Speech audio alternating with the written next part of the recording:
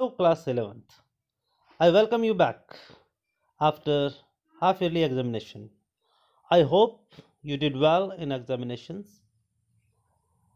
And after this half yearly examination, we will start our second book, Snapshot, and we will discuss chapter number 1, The Summer of the Beautiful White Horse by William Sarian. Before starting the chapter, we'll get the meaning of the title of this chapter. So, the writer of this is an incident explained by this writer, and you can see here the summer of the beautiful white horse. So, the writer has a desire to ride on a beautiful horse, on a white horse. So this chapter is all about it, how he completes his desire.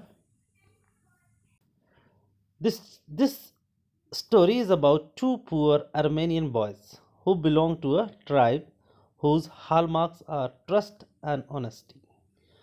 So ये दो Armenian boys हैं, उनकी कहानी है. एक का नाम अनम है और एक का नाम मुराद है. Armenian boys,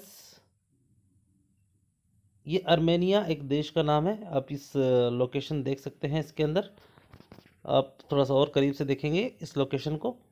so you can see here Armenia क्या है. यहाँ पर ग्लोब में आपको यहाँ पर मिलेगा. सो इन अर्मेनियन बॉयज़ की जो खासियत, जो स्पेशलिटी है, वो क्या है? इनकी ट्रस्ट और honesty.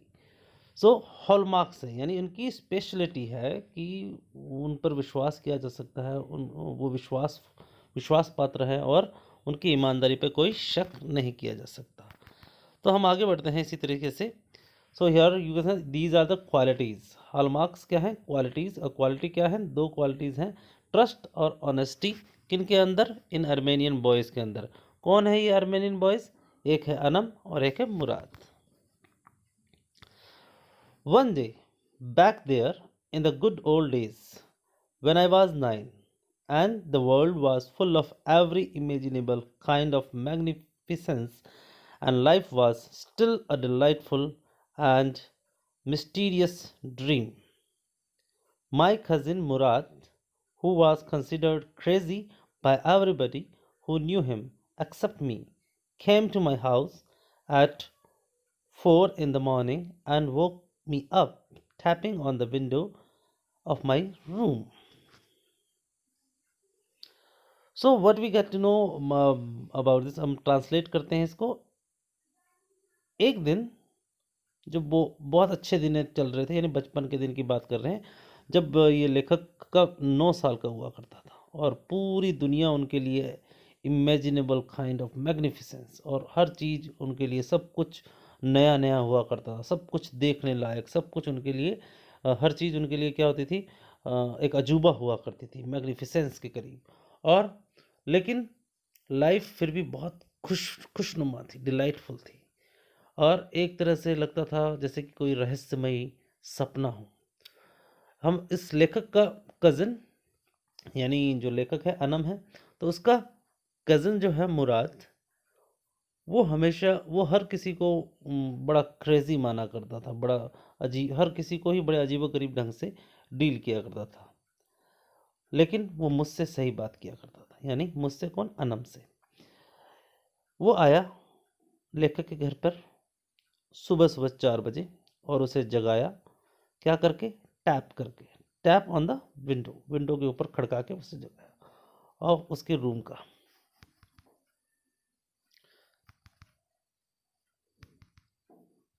So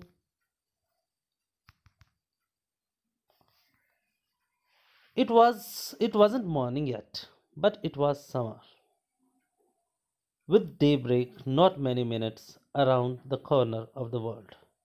It was light enough for me to know I wasn't dreaming. अभी इतनी सुबह नहीं हुई थी, लेकिन ये क्या थी? गर्मियों का टाइम था. आप थोड़ा इसको समझने की कोशिश करेंगे.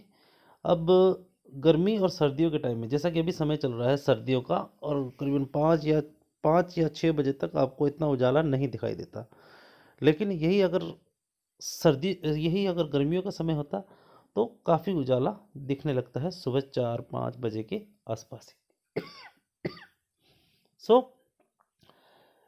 वो कहते हैं कि day break not many minutes around, ज़्यादा अभी दिन उगे हुए ज़्यादा समय नहीं हुआ था। डे ब्रेक का मतलब दिन शुरू होना, दिन शुरू होने में अभी ज़्यादा समय नहीं हुआ था।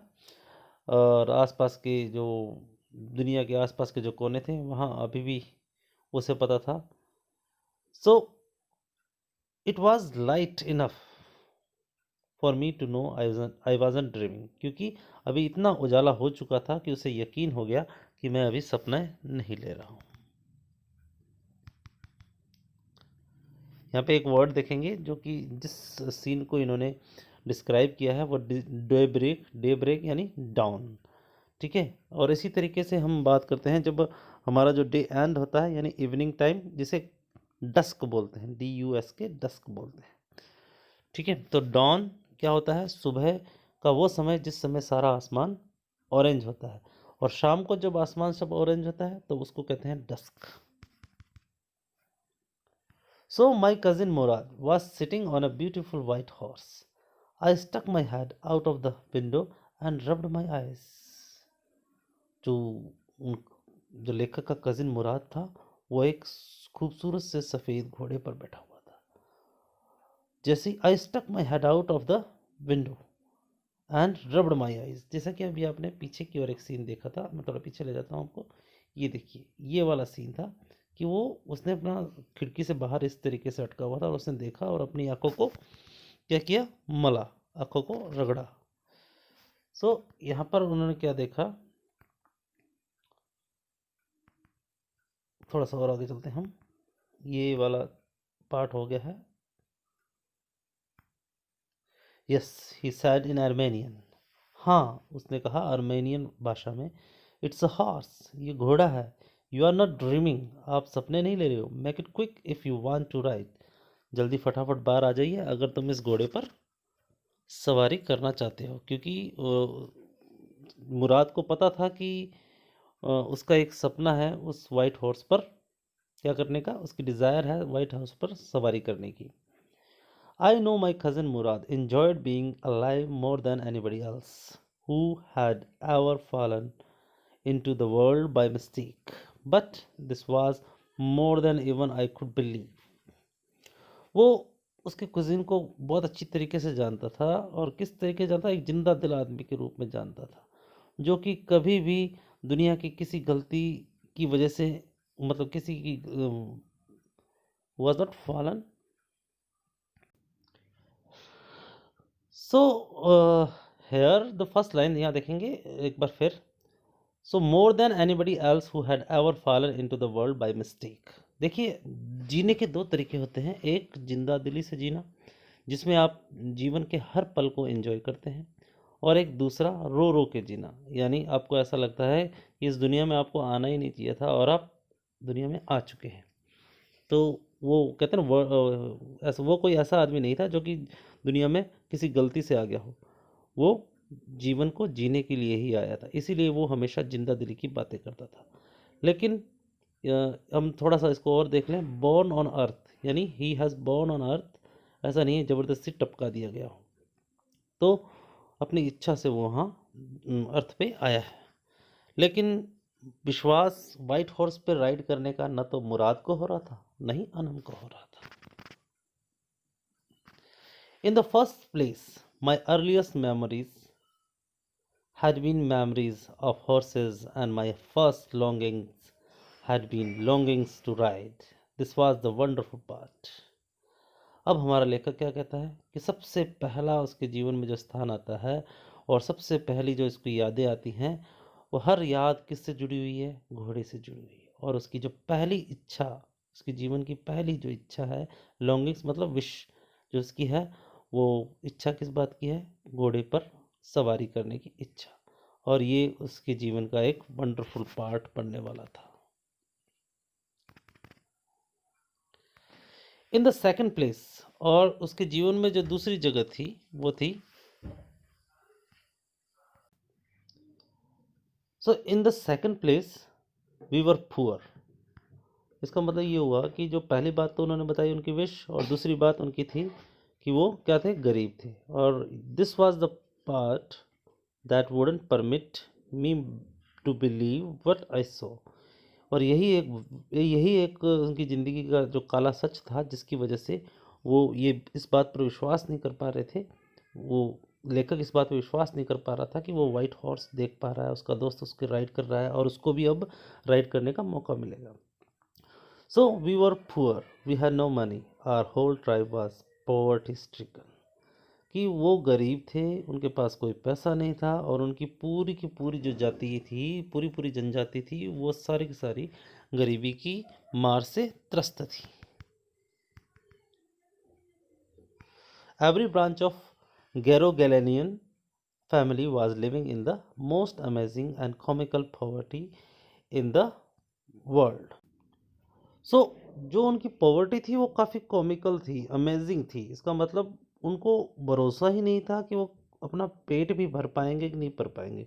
उनके पास इतना पैसा ही नहीं था, तो उनकी जो गरीबी थी वो बहुत ही सोचनीय थी, दयनीय थी। So in this part of video this is all. We will I'll start this chapter again tomorrow from this part, and we'll get to know that what happens ahead in the story. I hope you understood the story this much. So thank you very much.